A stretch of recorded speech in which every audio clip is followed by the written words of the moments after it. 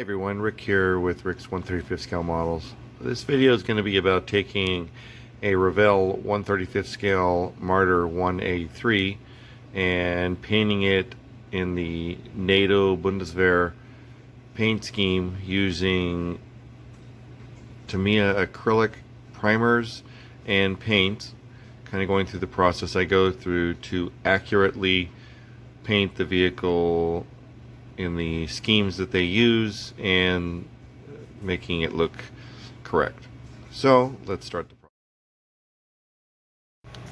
So initially I'm going to paint the vehicle with this Tamiya surface primer in oxide red. I like the color because when you go to do details, if you do any scratching of the paint, it comes through. I'll be painting in an acrylic NATO green, NATO brown, and NATO black. From there I'm going to paint the whole vehicle in a clear gloss. This will help put the decal on. I'm going to have to paint the follow me tail lights in this green with the white on it, and after everything's all said and done, I'm going to seal it all with a clear flat. I'm going to be using my border airbrush and obviously a paintbrush. So let's get started.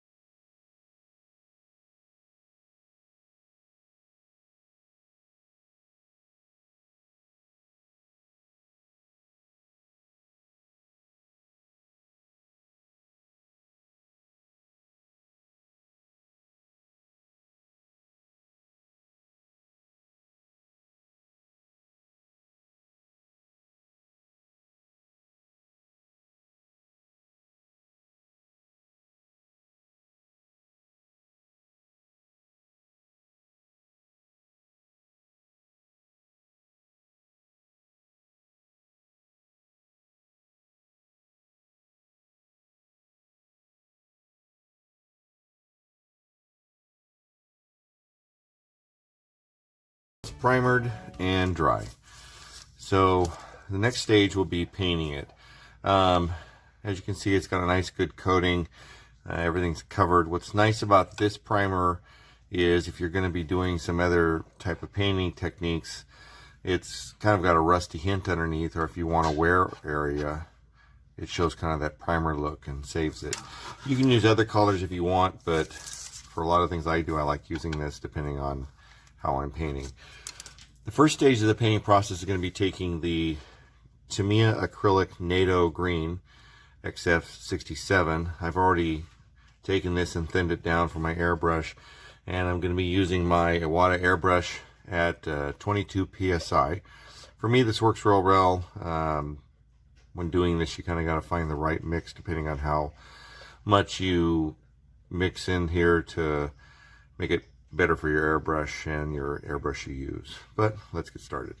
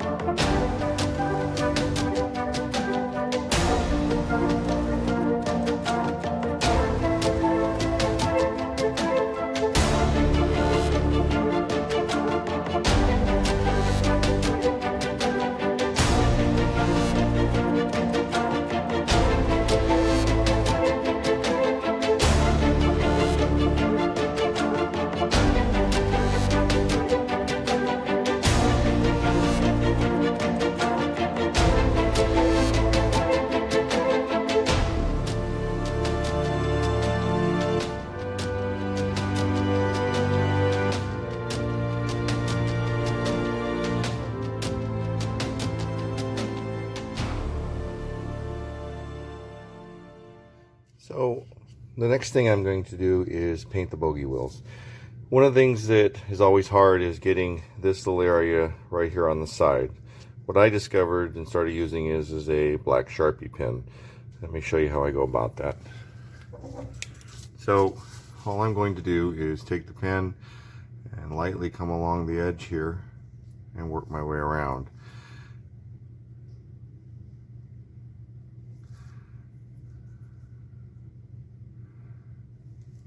I like this little trick, and when you paint it with the flat clear, all the colors here will disappear, and it makes it easier to get some of these harder to get angles, such as that. And then from here I'm going to spray this area with my airbrush with a Sharpie to mark all the sides of the bogey wheels. Now I'm going to paint this part. I'll be using a Tamiya acrylic flat black for this, and I've got it all set up in the airbrush. The other thing that I'm going to be doing is using this wood stick and turning the wheel as I paint it. It makes it a lot easier. So I just get it set up like that, get my airbrush ready, and then I'll hold it at a slight angle so I'm shooting kind of from the back side, and then just lightly go about turning it and painting the rubber portion of the bogey wheel at the same time. And that's how you go about that. Comes out pretty nice. It's a lot easier and doesn't involve a whole lot of work. Then you just go through painting all the bogey wheels.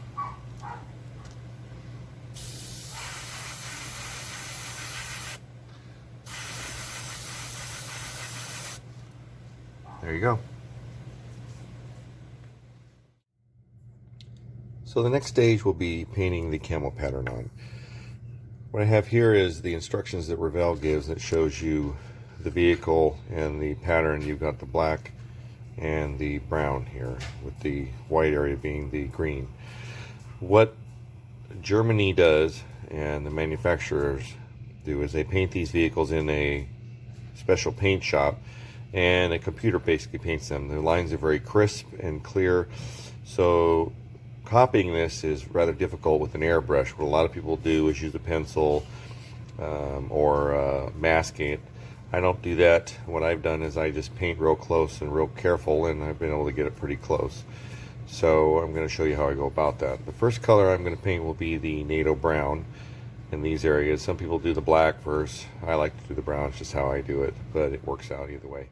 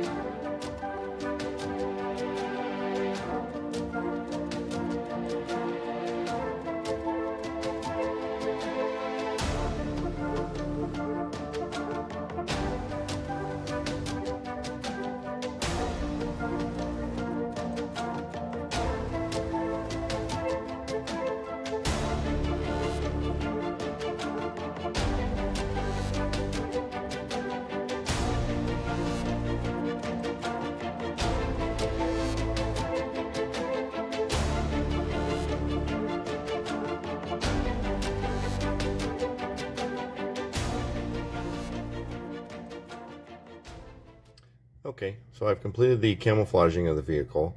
The next stage is going to be hitting it with a Tamiya CLEAR, which is a gloss which will help the decals adhere better. After I put the decals on, I'll let that dry overnight, and then I will follow it up with a clear flat, which will dull everything down and seal the decals in. So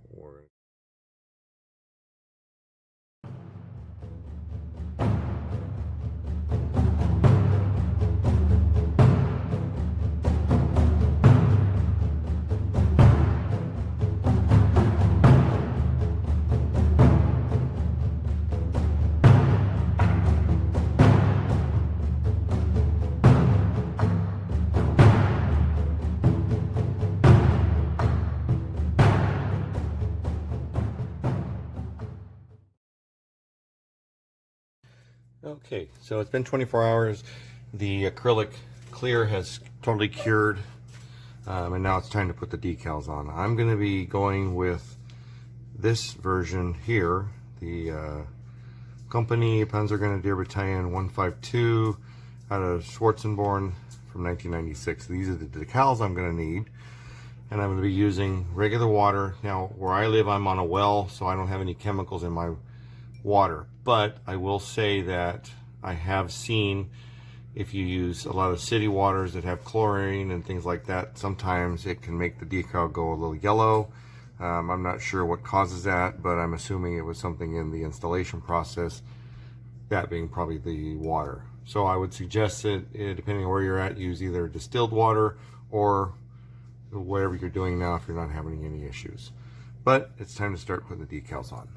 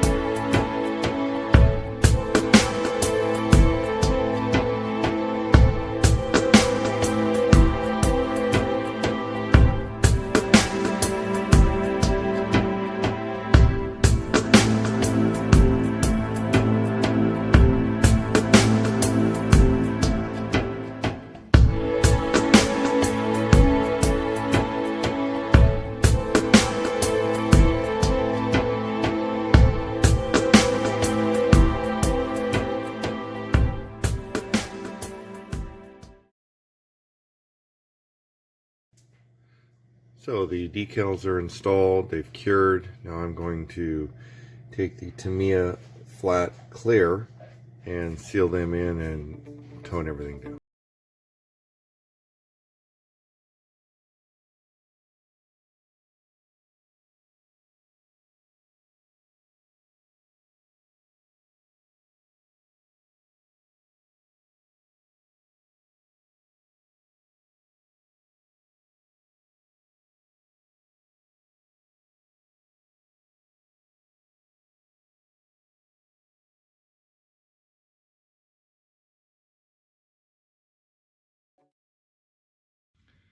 Okay, so the decals are installed and they're sealed in with the flat clear. It's taken the gloss down. What I need to do next will be painting the inside of where the headlights go, and then putting the glass inside there, painting the rearview mirrors, and then on the back installing the glass for the tail lights and painting those along with the turn signals, and then the follow me placard down here, which is what they have. It's a different shade of green, and then there's white lines on it, so I need to get that done. From there I need to do the tracks and get those installed, so I'm going to start off.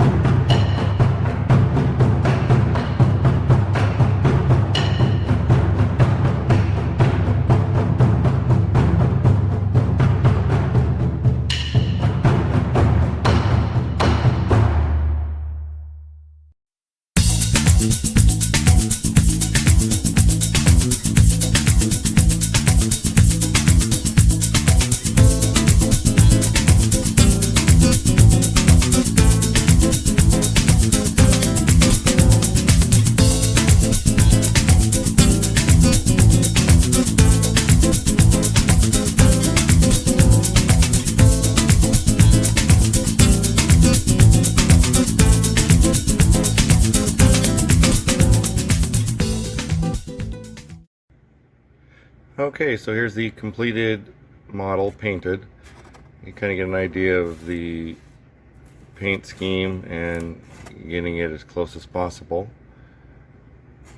So is how I go about it. On top of that, putting all the decals on, toning them down, and sealing everything. This vehicle is now ready for a weathering that I'm going to do next.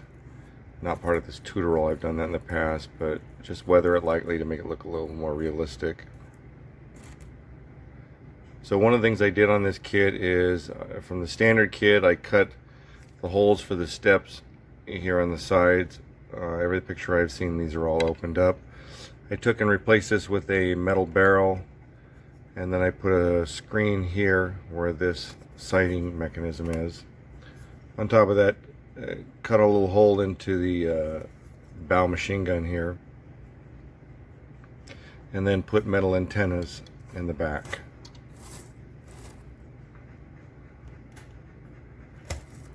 And you kind of get an idea. Like I said, here's the scheme as I showed, going about the process. It comes out really nice. Just take your time. You can come back along and kind of touch up these paint spots if you want to get it a little better. But if you use the airbrush and go about it and you're careful, you can get a really nice result. So that's how I go about this. Take care and thank you for watching. Bye-bye.